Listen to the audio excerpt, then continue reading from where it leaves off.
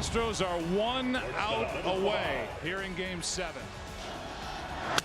Here's a ground ball right side, could do it. The Houston Astros are world champions for the first time in franchise history. For us to be able to win a World Series was impressive.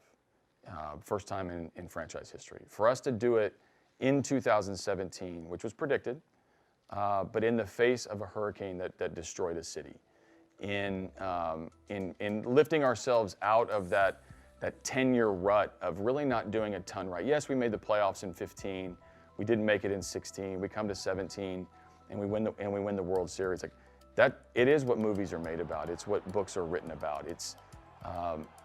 It was so rewarding for so many people. That yes, every World Series title impacts a city. I don't know that there's been one in my baseball lifetime that has impacted a city the way this one did in Houston in 2017. I was really kind of dialed in and tuned in with every move. And the thing that really sort of stuck with me was how regimented you were, the way you had the idea of exactly how you wanted to manage that game, yet still had that impulsive sort of human instinct. The one that I think's missing a little bit that won you guys the championship. Well, so preparation is the first part. So I knew going into the World Series who I wanted to get Puig out, who I wanted to get Cody Bellinger out, how did I want to navigate Justin Turner, and I mean just really good players and a good offense in LA. So that's preparation. You're going to be prepared. You're going to be regimented. This is who I want. When I use the human side of this, when I use my eyes, when I use my instincts, when I know these players, you have to combine that to make decisions on the big stage. Your instinct and your intel and the work that you've done for 180 games lead you to make decisions at the right time for the right reasons. The information is always powerful. The information usually wins out, but there is going to be a decision here or there that's not driven by information, that's driven by instinct, that's driven by human emotion, that's driven by rolling with Charlie Morton for 3 or 4 innings, rolling with Brad Peacock as he got a save. And when at the end of the 2017 season, I never heard one of our players say, I did this. George Springer wins World Series MVP, never used the word I. Jose Altuve, never said I. Verlander, never said I.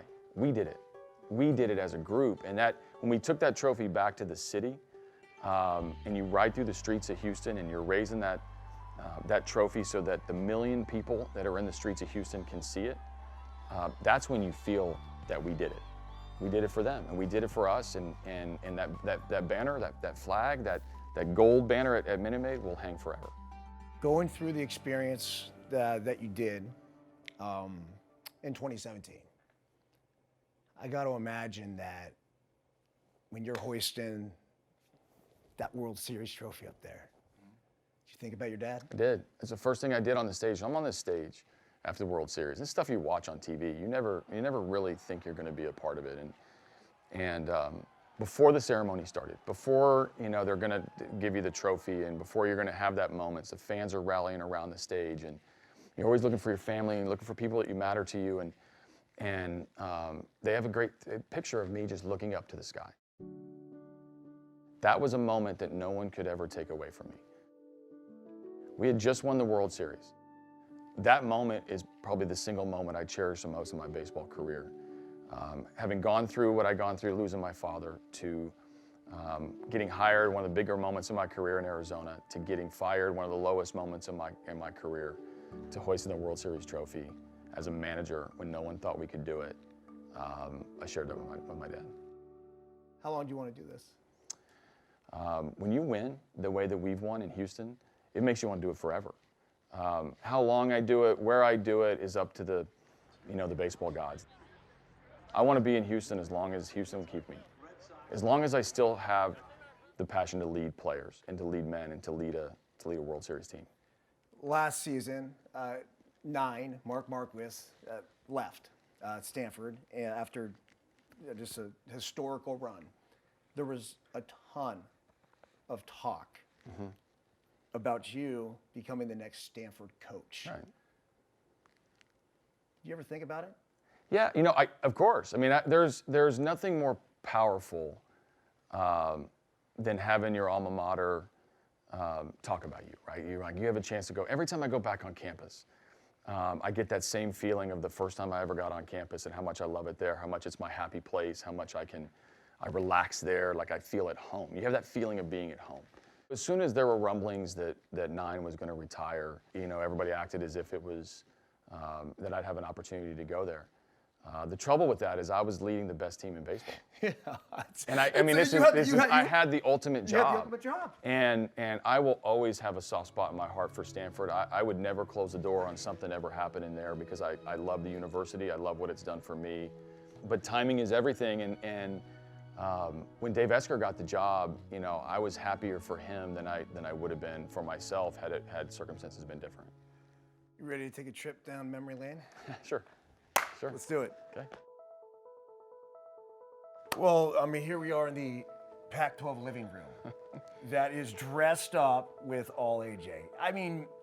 There's some cool stuff right here. That's pretty incredible. Let's start with this one because a few things get me, like these stirrups, which are fantastic. That's your dad. That's my dad, yeah. And that's you. Yeah, just sitting on the log just like he is. He's waiting for his next game. And he was a good softball player, and he would play weekend warrior, and he took me everywhere with him. And I'm not sure what we're looking at. I like how he's looking at me. He wants to know what I'm checking out. I'm probably watching the game that's probably going on before he had to suit it up and go play. Gatorade Player of the Year. Yeah, that's in my backyard in the batting cage.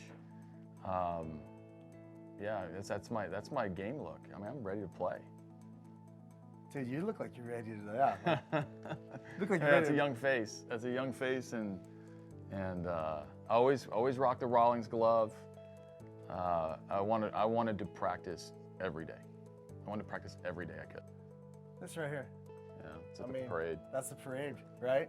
There it is, 8 strong. Yeah, that Houston Strong patch. That year, so much went into that year. But when we put the patch on after the hurricane, they had me address the crowd. And it's the most nervous I've ever been addressing a group of people. I had a microphone in uniform in the stadium, and I was talking about the 8 strong patch that we were putting on for the people. And I'm so proud that every World Series picture you're gonna see will be a player that has a patch on his shirt, and that meant something to us.